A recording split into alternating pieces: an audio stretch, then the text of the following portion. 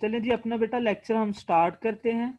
तो अगर हम प्लांट्स की कोऑर्डिनेशन की बात करें तो उससे पहले बेटा हमें बात करनी होगी प्लांट्स के रिलेटेड चंद एक जो मेन कंसेप्ट्स हैं उनकी। अगर बेटा हम प्लांट्स को देखें तो प्लांट्स जो हैं ये सिसाइल होते हैं। प्लांट्स जो है ये क्या है जी? सिसाइल। सिसाइल का मतलब बेटा क्या है कि a living organism that does not show locomotion. Locomotion किसे कहते हैं? Movement of something from one place to another place, यानी कि एक जगह से दूसरी जगह जाना, ये लोकोमोशन होती है। तो देखे ना बेटा कि प्लांट्स के अंदर लोकोमोशन नहीं होती, तो लिहाजा हम कह सकते हैं कि प्लांट्स जो है ये सिसाइल है। यानी कि एनिमल्स की तरह बेटा प्लांट्स जो है वो एक्टिव इतने ज्यादा नहीं है।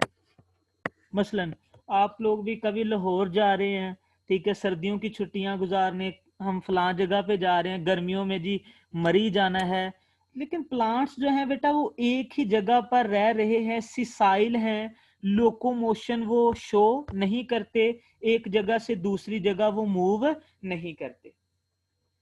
तो क्या इनका सिसाइल होना और एनिमल्स की निस्बत इनका लेस एक्टिव होना क्या इनको पैसिव बना देगा?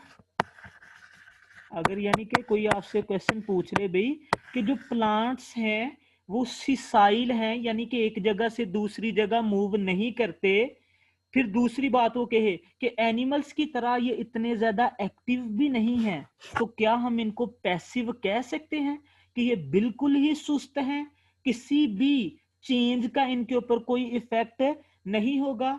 तो आपका आंसर होगा भाई नहीं। ठीक है, प्लांट्स जो है वो बिल्कुल ही पैसिव नहीं है। ठीक है, ये एक किस्म के कॉम्प्लेक्स ऑर्गेनिजम्स हैं बेटा, मल्टी सेलुलर हैं ये। फिर इनकी बॉडी के अंदर डिफरेंट ऑर्गन्स हैं, जैसा कि लीफ है, रूट है, स्टेम है, फ्लावर है। तो ये कॉम्प्लेक्स मल्टी सेलुलर ऑर्गेनिजम्स हैं, पैसिव नहीं है। बेशक ये सिसाइल है, एनिमल्स की तरह एक्टिव नहीं है, लेकिन ये पैसिव भी नहीं है। फिर अगला बंदा पूछे भी साबित करें कि अगर ये पैसिव नहीं है तो क्यों नहीं है? फिर आप बताएंगे कि जिस तरह दूसरे लिविंग ऑर्गेनिजम्स का एक एक्सटर्नल इन्वायरमेंट है, यानी कि जिस जगह पे वो रह रहे हैं उनकी कुछ सराउंडिंग्स हैं, उसी तरह प्लांट्स का भी एक सराउंडिंग इन्वायरमेंट है, and that environment is not constant. और वो इन्वायरमेंट जो है बेटा वो कांस्टेंट नहीं है, वो डायनेमिक है, वो चेंज होता रहता है। तो लिहाजा अगर प्लांट्स अपने एक्सटर्नल इन्वायरमेंट में होने वाले स्टिमुलाई जो हैं, जो चेंजेस हैं, उनको उनके लिए रिएक्ट करते हैं, उनको रिस्पॉन्ड करते हैं, तो फिर हम ये नहीं कह सकते कि ये पैसिव है। मतलब हम देखते हैं कि बेटा प्लांट्स के साइज में इजाफा होता है, यानी कि प्लांट्स जो है ये ग्रो करते हैं, फिर इनकी बॉडी में डिफरेंट चेंजेस आती हैं, यानी कि कभी इनके ऊपर अभी फ्लावर्स के जो प्रीकर्सर्स हैं वो निकल रहे हैं, फिर इनके ऊपर फूल लगते हैं, फिर फूल जड़ते भी हैं, फिर फ्रूट्स लगते हैं, पत्ते कभी जड़ रहे हैं। तो ये सारी क्या है? These are the changes. यानी कि आपने देखा कि प्लांट्स जो हैं वो अपने एक्सटर्नल इन्वायरमेंट में होने वाली चेंजेस को रिस्पॉन्ड करते हैं, स्टिमुलाई के लिए रिएक्ट करते हैं, यानी कि साइज में ग्रो करेंगे, अपनी बॉडी में डिफरेंट चेंजेस को एक्सप्रेस करेंगे। ठीक है, यानी कि ये अपना बेटा जो इन चेंजेस को रिएक्ट करने वाला बिहेवियर है ना, इनका बड़ा डिस्टिंक्टिव सा है, बड़ा नुमाया सा है। मसलन ये इसके लिए क्या करेंगे कि जब इनके एक्सटर्नल इन्वायरमेंट में कोई स्टिमुलाई आएगा तो ये अपनी या तो जो ग्रोथ रेट्स हैं उनमें वेरिएशन लेके आएंगे, या अपने सेल्स की जो टर्जिडिटी है, जो टर्गर प्रेशर है इनके सेल्स का, उसके अंदर ये चेंज लेके आएंगे। तो हमने क्या बात की बेटा कि प्लांट्स अपने एक्सटर्नल इन्वायरमेंट के जो स्टिमुलाई हैं उनको रिस्पॉन्ड कैसे करते हैं, कि या तो ये अपने ग्रोथ रेट जो हैं उनको वेरी करेंगे, उनमें चेंजेस लेके आएंगे, या फिर अपने सेल्स की जो टर्जिडिटी है उसमें चेंजेस लेके आएंगे। मसलन आप फर्ज करें ना कि आप बेटा घर में आपने गमले में 2-3 पौधे लगाए हैं, आप उनको कोई 10 दिन पानी ना दें, ठीक है, तो वो तो विल्ट हो जाएंगे, कमला जाएंगे। क्यों? क्योंकि उनके सेल के अंदर जो टर्गर प्रेशर है वो कम हो गया। आपने क्या किया कि उनके एक्सटर्नल एनवायरनमेंट में चेंज लाई, आपने उनको वाटर जो है वो प्रोवाइड नहीं किया, बदले में क्या हुआ कि उनका जो सेल का टर्गर प्रेशर था, उनके सेल का जो टर्गर प्रेशर था वो हो गया कम, जिसकी वजह से उनमें विल्टिंग हो गई, वो कमला गए। इसी तरह आप देखते हैं कि बेटा प्लांट्स में जो ग्रोथ होती है उसका एक बड़ा प्रॉपर एक कंप्रीहेंसिव सीक्वेंस है। यानी कि पहले क्या होता है, सेल डिवीजन होती है, फिर सेल डिवीजन के बाद बेटा क्या होगा, सेल डिवीजन के बाद सेल इलांगेशन होगी, फिर सेल इलांगेशन के बाद क्या होगा, सेल मैच्योरेशन होती है, सेल मैच्योरेशन के बाद सेल डिफरेंशिएशन होती है। तो ये क्या है कि इनका बेटा ग्रोथ रेट जो है उसको भी रेगुलेट किया जा रहा है, उसको एक प्रॉपर मैकेनिज्म में चलाया जा रहा है। ठीक है, तो इस स्लाइड में बेटा हमने जो कुछ भी पढ़ा है उसमें आपको पेपर के अंदर जो भी क्वेश्चन आएगा वो कुछ इस तरह से आएगा कि plants are not sessile, plants are not sessile, justify it, sorry, plants are not passive, plants are not passive, justify it, कि प्लांट्स पैसिव नहीं है, इस बात की वजाहत करें। तो आप वजाहत कैसे करेंगे कि डाउटलेसली कि बेशक, ठीक है, प्लांट्स जो है ये सिसाइल हैं, यानी कि एक जगह से दूसरी जगह मूवमेंट शो नहीं करते, लोकोमोशन नहीं करते, ठीक है, और एनिमल्स जितने एक्टिव भी नहीं हैं, लेकिन हैं तो बेटा ये कम्प्लेक्स ऑर्गेनिज्म ना, हैं तो ये कम्प्लेक्स ऑर्गेनिज्म। फिर ये पैसिव नहीं है, क्यों नहीं है, क्योंकि इनके एक्सटर्नल इन्वायरमेंट में जितनी भी चेंजेस होती हैं, जो स्टिमुलाई होते हैं, उनके लिए ये रिएक्ट करते हैं। रिएक्ट कैसे करते हैं? अपने बिहेवियर के थ्रू। बिहेवियर के थ्रू कैसे? कि अपने ग्रोथ रेट्स को बेटा ये चेंज करेंगे, अपने सेल्स की टर्जिडिटी वगैरह को ये चेंज करेंगे, और उसके मुताबिक ये एक्सटर्नल इन्वायरमेंट के लिए रिएक्ट करेंगे, एक्सटर्नल इन्वायरमेंट की चेंजेस को रिस्पॉन्ड करेंगे।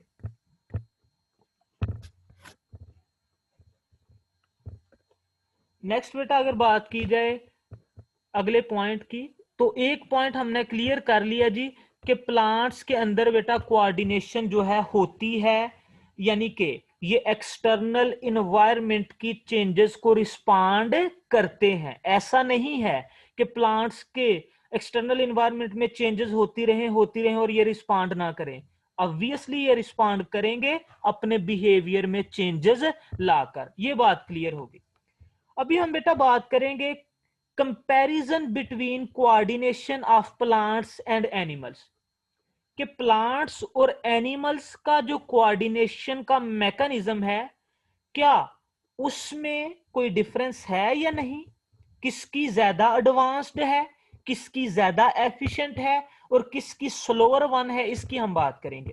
तो पहले बेटा देख लेते हैं एनिमल्स को। तो अगर बेटा आप एनिमल्स को देखें ना, तो एनिमल्स की जो रेंज ऑफ एक्टिविटीज है या रेंज ऑफ फंक्शंस जो हैं वो प्लांट्स की निस्बत बेटा कहीं ज्यादा है।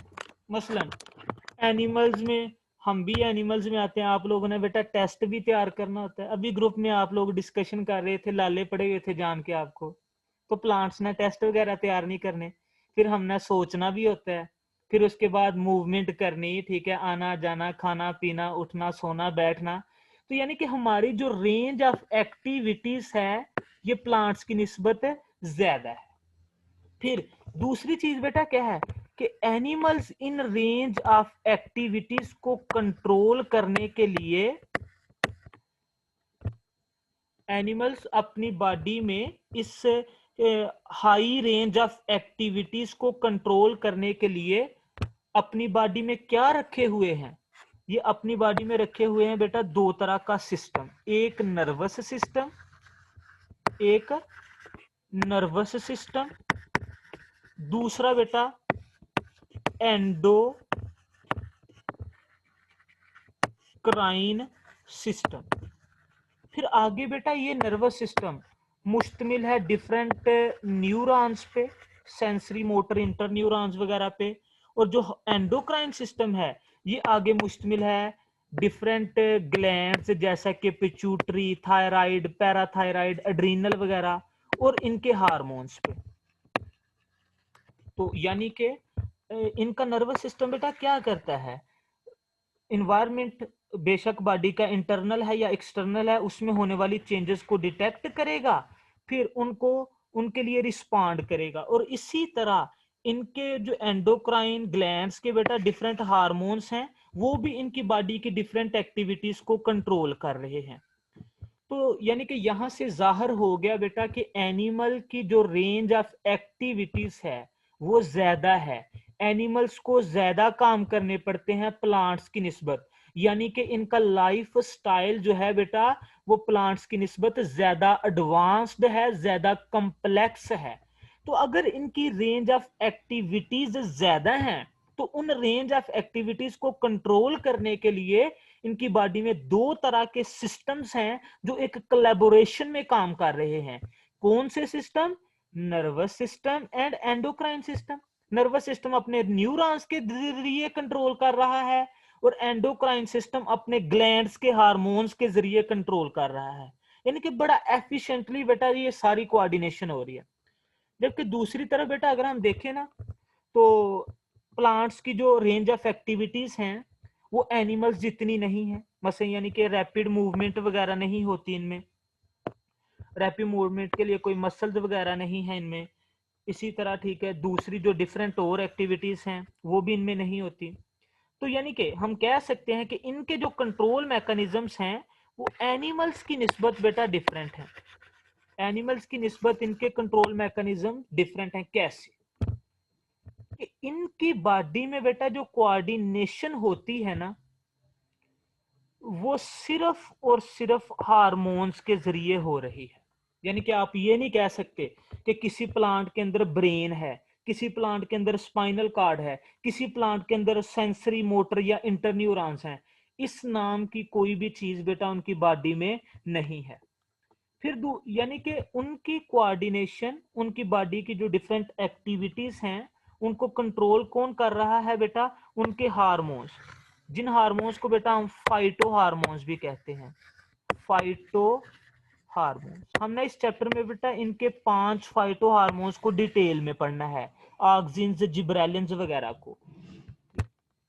तो मैंने यहाँ पे बेटा क्या बताया कि प्लांट्स के अंदर जितनी भी कोऑर्डिनेशन होगी यानी कि लाइफ एक्टिविटीज को कंट्रोल किया जाएगा सिर्फ और सिर्फ हार्मोन्स के जरिए, जिन हार्मोन्स को बेटा हम क्या कहते हैं? Phyto hormones. लेकिन दूसरी बात बेटा जिस तरह एनिमल्स के अंदर प्रॉपर एंडोक्राइन ग्लैंड्स होते हैं ना हार्मोन्स को सिक्रीट करने के लिए और सिंथेसाइज करने के लिए, तो प्लांट्स के केस में बेटा उस तरह के प्रॉपर ग्लैंड्स जो हैं वो भी मौजूद नहीं है। सिंपली क्या है कि स्टेम का कोई पोर्शन, ठीक है, या प्लांट बॉडी का कोई और पोर्शन कोई केमिकल बनाएगा और जो कि हार्मोन कहलाएगा और वो हार्मोन जाके डिफरेंट एक्टिविटीज को कंट्रोल करेगा। तो आपने देखा बेटा कि प्लांट एनिमल्स में क्या था? प्रॉपर नर्वस सिस्टम था, प्रॉपर एंडोक्राइन ग्लैंड्स थे, फिर नर्वस सिस्टम के न्यूरॉन्स थे, एंडोक्राइन ग्लैंड्स ने हार्मोन्स प्रोड्यूस किए, बड़ा एफिशिएंटली लाइफ एक्टिविटीज को कंट्रोल किया गया।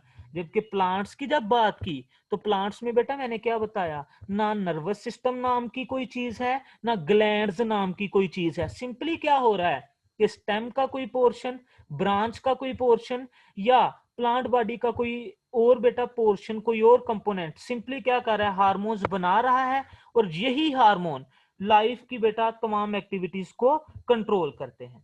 यही हार्मोन क्या करते हैं, लाइफ की तमाम एक्टिविटीज को कंट्रोल करते हैं। जैसा कि बेटा ग्रोथ को ये कंट्रोल करेंगे, मसलन कि सेल डिवीजन कब होनी है, सेल इलांगेशन किस एरिया में होनी है, फिर उसके बाद सेल मेच्योरेशन कब होनी है, कहाँ होनी है, सेल्स ने डिफरेंशिएट कैसे होना है, ये किसने कंट्रोल करना है बेटा, हार्मोन ने।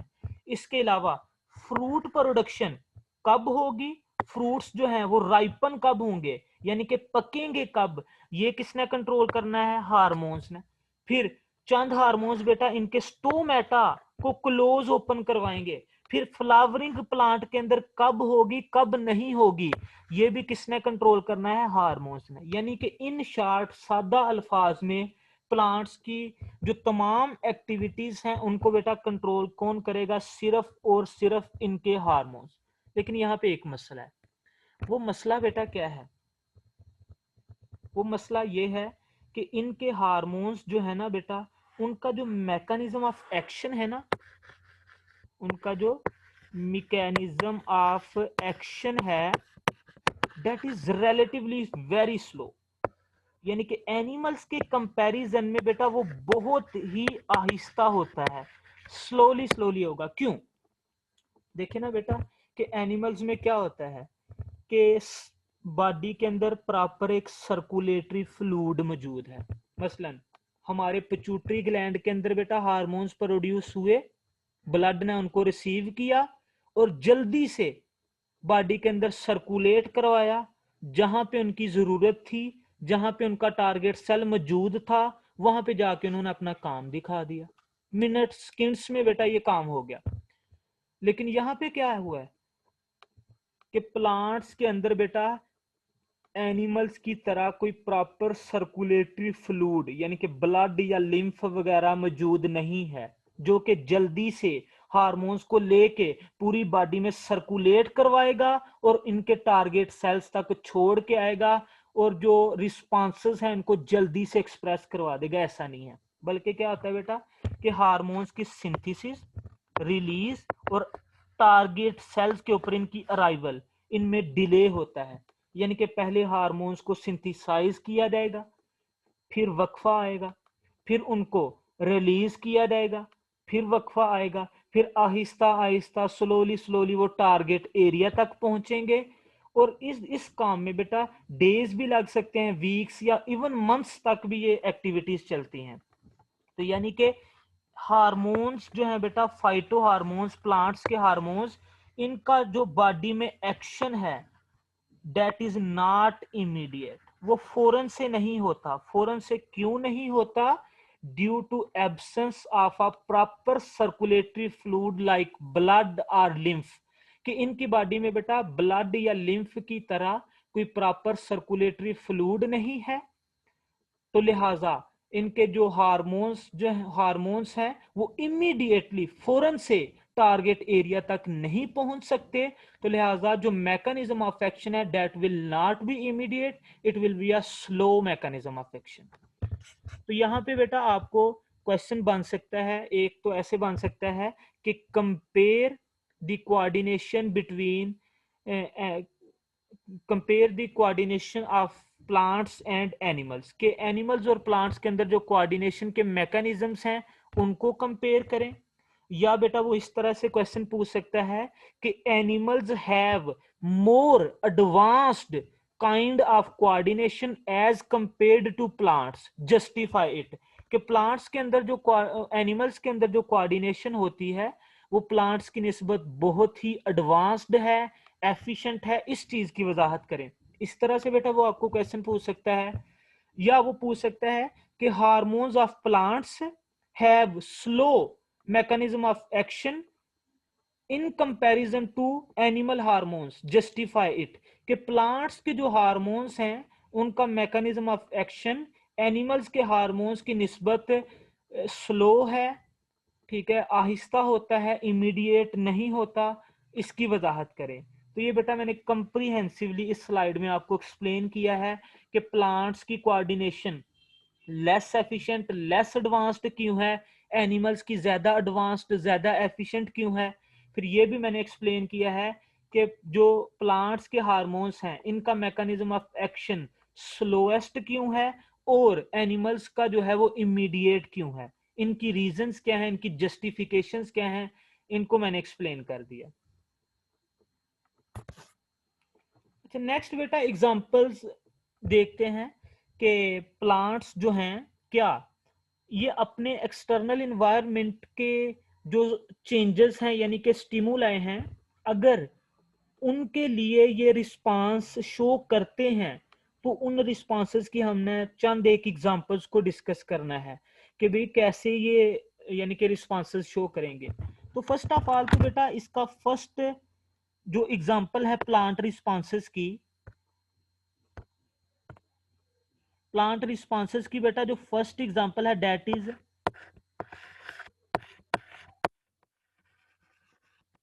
Plant movements. देखिए बेटा कि बेशक पौधे एक जगह से अपने पैरों के ऊपर चलकर दूसरी जगह तो नहीं जा सकते, लेकिन इनके डिफरेंट बॉडी पार्ट्स जैसा कि इनकी शूट्स या इनकी रूट्स जो हैं ये डिफरेंट एक्सटर्नल स्टिमुलाई के लिए मूवमेंट शो करती हैं, जिनको हम बेटा कहते हैं ट्रॉपिक मूवमेंट्स।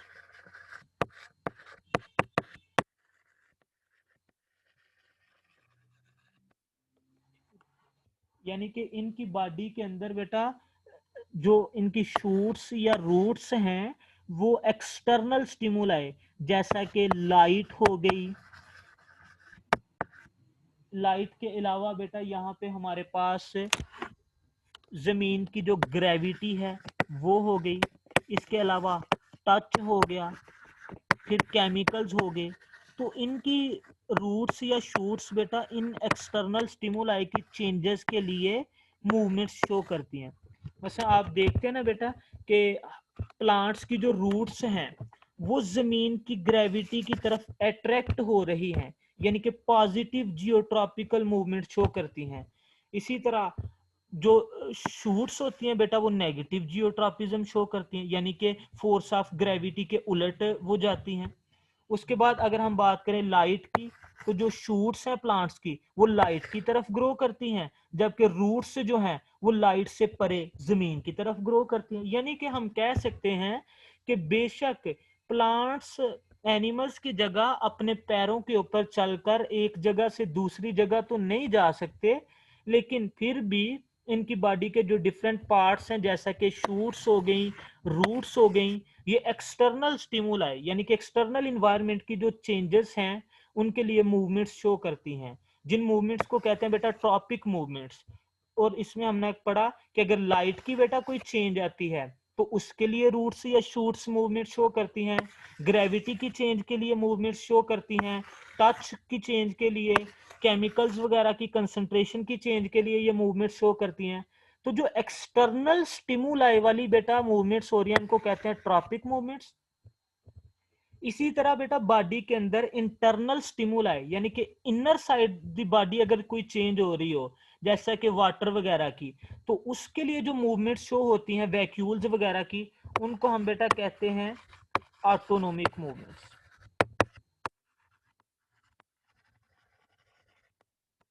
ठीक है, तो यहाँ पे बेटा वो आपको इस तरह से शार्ट क्वेश्चन पूछ सकता है कि plants are sessile but some body components of plants show movements justified, कि प्लांट्स तो सिसाइल हैं लेकिन इनकी बॉडी के कुछ कंपोनेंट्स मूवमेंट्स हरकत का मुजाहरा करते हैं, वजह बताएं, जस्टिफाई करें, वजाहत दें। तो इसी चीज को बेटा आप एक्सप्लेन कर देंगे कि बेशक वो एक जगह से चलकर दूसरी जगह तो नहीं जा सकते, लेकिन वो उनकी बॉडी के जो कंपोनेंट्स हैं वो इंटरनल और एक्सटर्नल स्टिमुलाई के लिए रिएक्ट करते हैं, मूवमेंट्स शो करते हैं। जो एक्सटर्नल स्टिमुलाई के लिए मूवमेंट्स होती हैं उनको बेटा हम कहते हैं ट्रॉपिक मूवमेंट्स, और जो इंटरनल स्टिमुलाई के लिए मूवमेंट्स होते हैं उनको कहते हैं ऑटोनोमिक मूवमेंट्स। और ट्रॉपिक मूवमेंट्स में बेटा मैंने बताया कि जैसा कि अगर एक्सटर्नल इन्वायरमेंट में लाइट की चेंज आती है, ग्रेविटी की चेंज आती है, टच होता है, केमिकल्स की चेंज आती है, तो रूट्स या शूट्स बेटा इसके लिए मूवमेंट शो करेंगे। इसी तरह अगर बेटा प्लांट्स की बॉडी में अगर टर्गर प्रेशर की कोई चेंज आती है तो उनके सेल्स जो हैं वो भी मूवमेंट शो करते हैं, जिनको हम ऑटोनोमिक मूवमेंट्स वगैरह कहते हैं। ये तो बेटा रिस्पांस की एक एग्जांपल होगी कि प्लांट्स की जो मूवमेंट्स हैं वो रिस्पांस की एक एग्जांपल है। इसके बाद बेटा सेकंड एग्जांपल है कि प्लांट्स रिस्पॉन्ड टू स्ट्रेस, यानी कि जिस इन्वायरमेंट में बेटा ये रह रहे हैं ना, अगर उसमें किसी चीज की कमी हो जाती है या बढ़ोतरी हो जाती है, इंक्रीज हो जाती है, तो ये उसके लिए भी रिस्पॉन्ड करते हैं। यानी कि जब ये अंडर स्ट्रेस आएंगे, जब कोई चीज इनको सप्रेस करने की, अपने दबाव में लाने की कोशिश करेगी, तो ये उसको रिस्पॉन्ड करेंगे। मसलन कैसे करते हैं, किसके लिए करते हैं, इस स्लाइड में बेटा हम ये पढ़ेंगे सारा। तो यू नो बेटा कि प्लांट्स की जिस तरह हर लिविंग ऑर्गेनिज्म की कोई बेसिक रिक्वायरमेंट्स हैं, यानी कि उनको जीने के लिए कोई ना कोई चीज चाहिए है, हवा चाहिए, पानी चाहिए, फूड चाहिए, उसी तरह प्लांट्स की जो बेसिक रिक्वायरमेंट्स हैं उनमें बेटा वाटर शामिल है, यानी कि इनको ग्रोथ के लिए वाटर चाहिए। उसी तरह लाइट चाहिए बेटा, लाइट की एक प्रॉपर क्वांटिटी होनी चाहिए, इंटेंसिटी होनी चाहिए, फिर प्रॉपर एक फोटो पीरियड होना चाहिए। वो क्वांटिटी, वो इंटेंसिटी, वो फोटो पीरियड मिलेगा तो ग्रोथ नॉर्मल होगी, अदरवाइज बेटा ग्रोथ नॉर्मल नहीं होगी। इसी तरह प्लांट्स को बेटा कार्बन डाइऑक्साइड जीने के लिए चाहिए, nutrients sodium, potassium, magnesium, calcium etcetera, ये सारे चाहिए। तो अगर ये सारे होंगे तो बेटा प्लांट्स की जो ग्रोथ होगी वो ऑप्टिमल होगी, डेवलपमेंट ऑप्टिमल होगी, यानी कि नॉर्मल ग्रोथ और डेवलपमेंट होगी।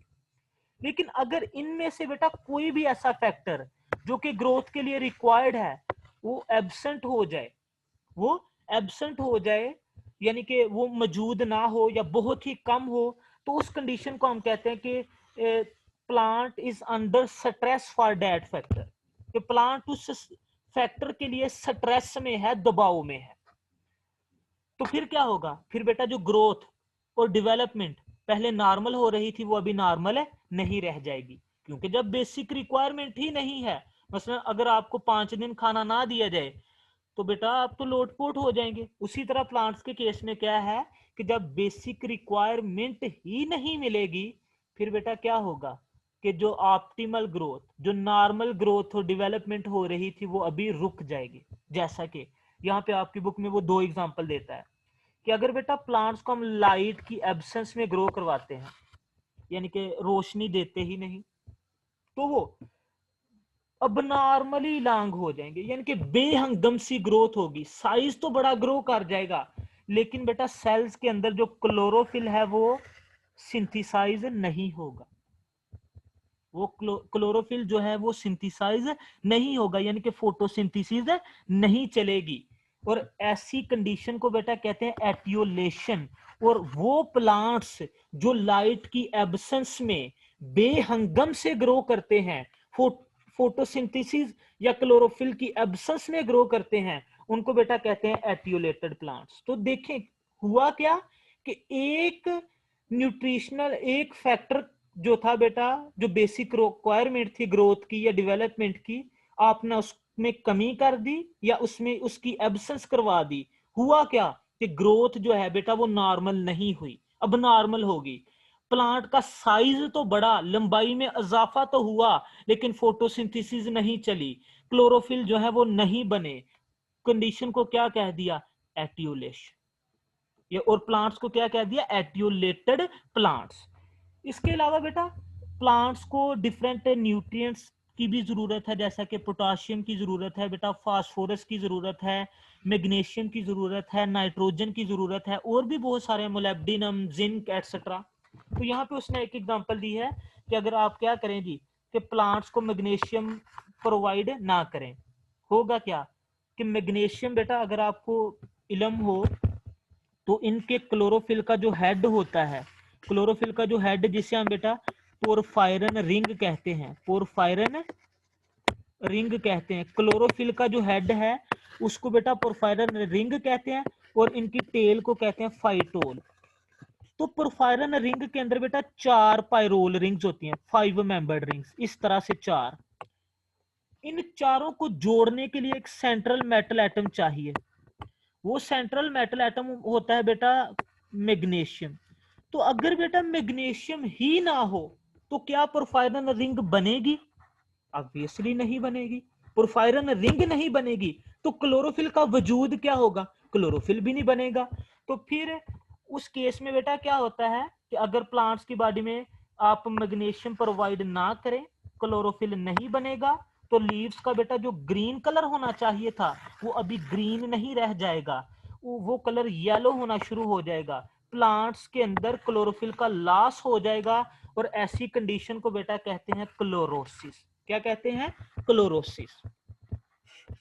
तो यहां पे बेटा मैंने बात की कि प्लांट्स को जीने के लिए, जिंदा रहने के लिए डिफरेंट किस्म की रिक्वायरमेंट्स चाहिए। फॉर एग्जाम्पल उनको बेटा वाटर चाहिए, उनको लाइट चाहिए, कार्बन डाइऑक्साइड चाहिए, न्यूट्रिएंट्स चाहिए। अगर ये होंगे तो इनकी ग्रोथ और डेवलपमेंट नॉर्मल होगी। अगर ये नहीं होंगे, इनमें से आप किसी एक की भी कमी कर दें, किसी एक को आप एब्सेंट कर दें, तो जो ग्रोथ के लिए बेटा जरूरी फैक्टर था अगर वही नहीं होगा तो ग्रोथ और डेवलपमेंट जो है वो अब नॉर्मल होगी। और इसकी 2 एग्जांपल्स हमने पढ़ी। क्या फर्ज करें कि आपने प्लांट्स को लाइट के बगैर ग्रो करवाया, तो क्या होगा कि उनकी ग्रोथ तो होगी, साइज तो बढ़ेगा, लेकिन बेहंगम बढ़ेगा, अब नॉर्मल लेंथ हो जाएगी। और सेल्स के अंदर बेटा क्लोरोफिल जो है वो नहीं बनेगा, फोटोसिंथेसिस नहीं चलेगी। उस कंडीशन को कहेंगे एटियोलेशन और उन प्लांट्स को कहेंगे एटियोलेटेड प्लांट्स। उसके बाद बेटा मैंने बताया कि अगर आप किसी प्लांट को मैग्नीशियम प्रोवाइड ना करें तो मैग्नीशियम उनके क्लोरोफिल की पोरफायरन रिंग का सेंट्रल मेटल एटम है, अगर वो नहीं होगा क्लोरोफिल नहीं बनेगा और लीव्स का बेटा जो ग्रीन कलर है वो खत्म हो जाएगा, वो येलो हो जाएगा, वो येलो हो जाएगा। और उस कंडीशन को बेटा हम कहेंगे क्लोरोसिस। तो क्लोरोसिस बेटा मैग्नीशियम की वजह से भी होती है और नाइट्रोजन की वजह से भी होती है। यानी कि अगर मैग्नीशियम और नाइट्रोजन की कमी है तो दोनों केसेस में बेटा क्लोरोसिस होगी।